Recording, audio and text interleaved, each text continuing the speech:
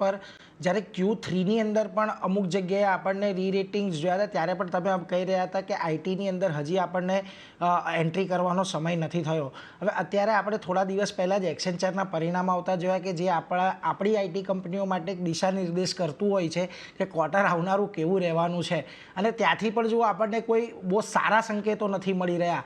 હજી પણ તમે આઈટીથી થોડાક દૂર રહેવાની જ સલાહ આપી રહ્યા છો કે અત્યારે આ જો ક્વાર્ટર થોડું ખરાબ રહે અને કશેક અર્નિંગ્સ કટ આવે અને વેલ્યુએશન થોડા એટ્રેક્ટિવ થાય તો પછી એન્ટ્રી લેવાનું વિચારશો?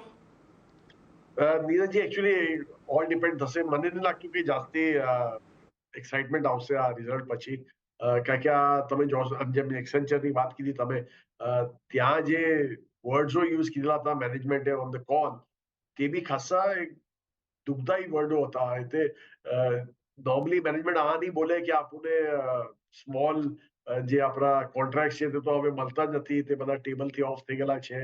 સ્મોલ કોન્ટ્રાક્ટ નોર્મલી આપણા ડિસ્ક્રિશનરી સ્પેન્ડ રહે જ્યાં માર્જિન હાઈ રહે, તો તે કે જે ઝીરો થઈ ગયેલા છે હવે.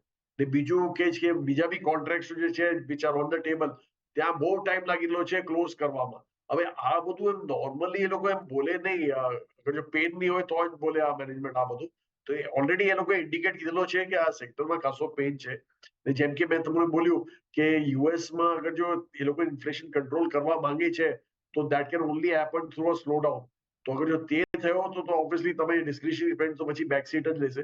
તેથી આપણને લાગે છે કે કમેન્ટ્રી બી આપણને એટલી સારી નથી લાગતી આપણા આઈટી સેક્ટરની. રિઝલ્ટ બી ખાસા ડિસઅપોઇન્ટિંગ આવશે. તો better to stay away right now.